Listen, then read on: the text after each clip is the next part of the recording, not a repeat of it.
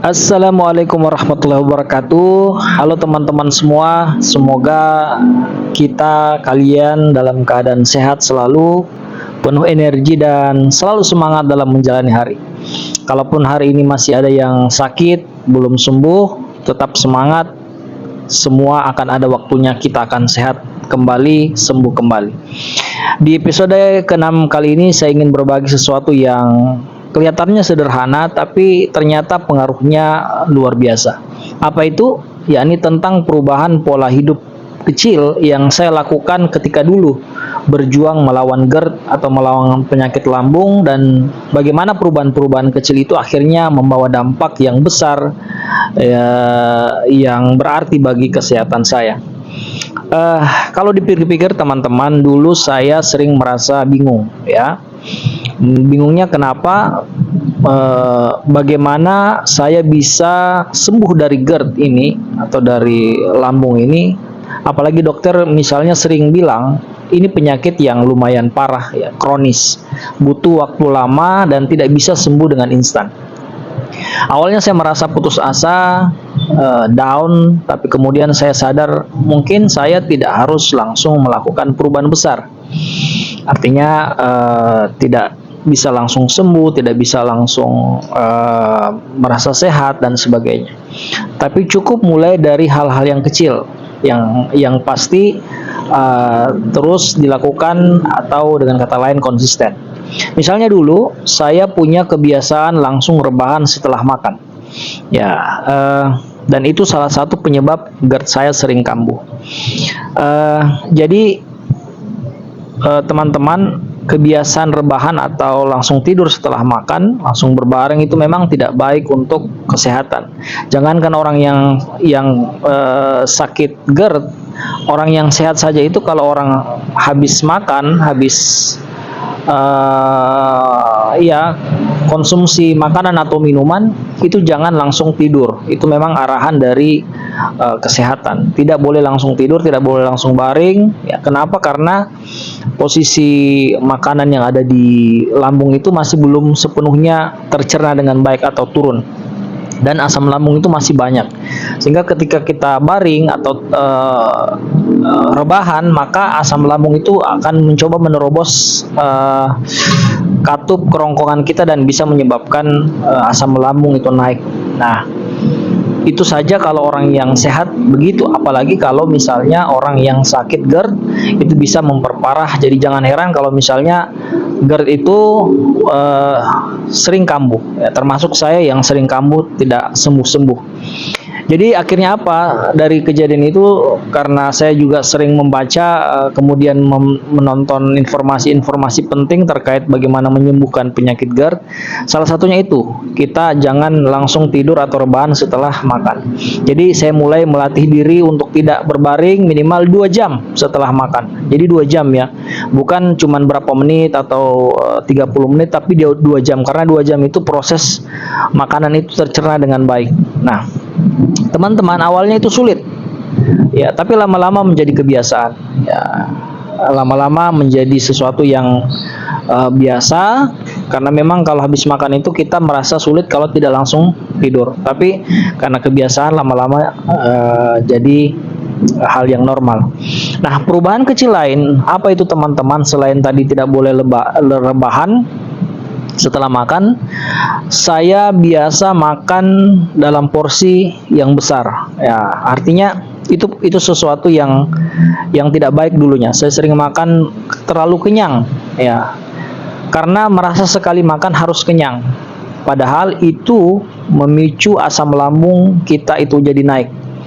Lalu apa? Saya coba ubah jadi makan tidak kenyang, ya, tidak terlalu berlebihan, cukup makan yang penting perut sudah terisi, tidak sampai kenyang, ya, dan dilakukan sering-sering, ya. Tapi kalau saya sebenarnya tidak perlu sering-sering, karena bagi saya yang penting makan sudah terisi perut, cukup, ya.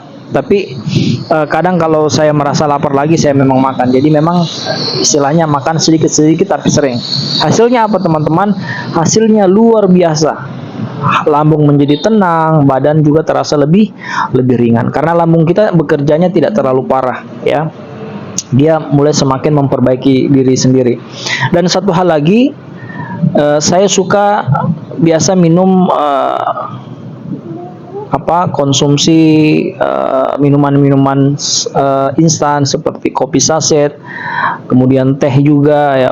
Walaupun bukan sasetan kopi asli ya, kopi hitam, teh juga itu sebenarnya tidak baik untuk kesehatan lambung kita, apalagi kalau berlebihan.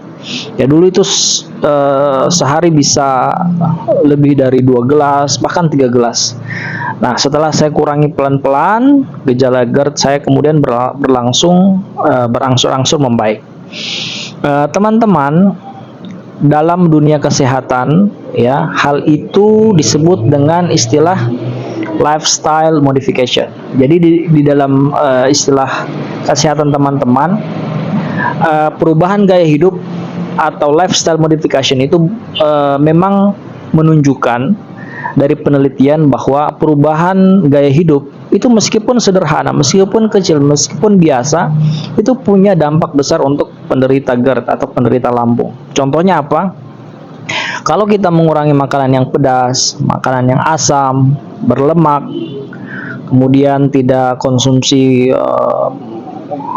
minuman-minuman yang bisa mengganggu lambung ya, seperti minuman bergas ya, minuman cola dan sebagainya itu, kemudian tidak merokok, mengatur posisi tidur dengan bantal yang agak tinggi, kemudian mengelola stres.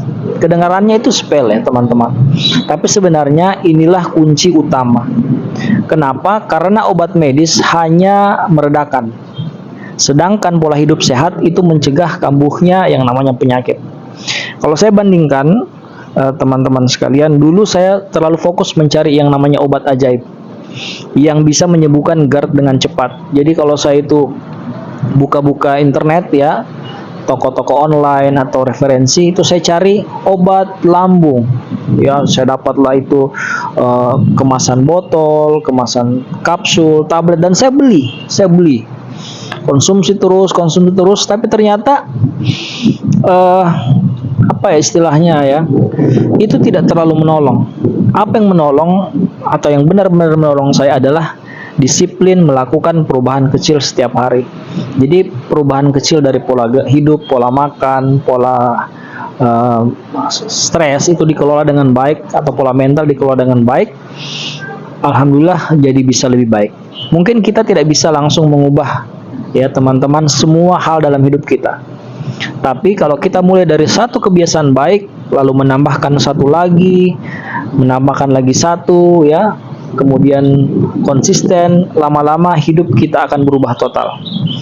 Ya, bayangkan sebuah tetesan air yang jatuh ke batu terus menerus hari demi hari. Sekali tetes mungkin tidak ada artinya, tapi setelah bertahun-tahun tetesan kecil itu bisa melubangi batu yang keras, batu yang besar.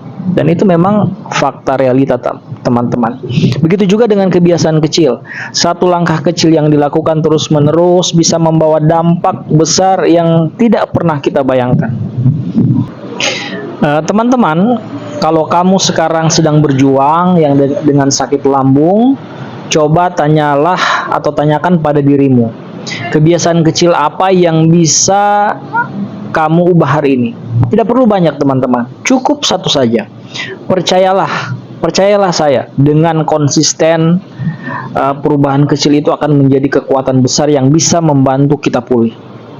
Ya, besok insya Allah di episode ke-7 ya, atau episode selanjutnya saya akan berbagi tentang hubungan antara pola tidur dengan kesehatan lambung. Karena ternyata tidur itu punya peran yang sangat penting bagi kesehatan lambung kita. Teman-teman, sampai jumpa di episode berikutnya ya. Sehat selalu ya, semangat selalu, dan tetap berpikiran positif. Assalamualaikum warahmatullahi wabarakatuh.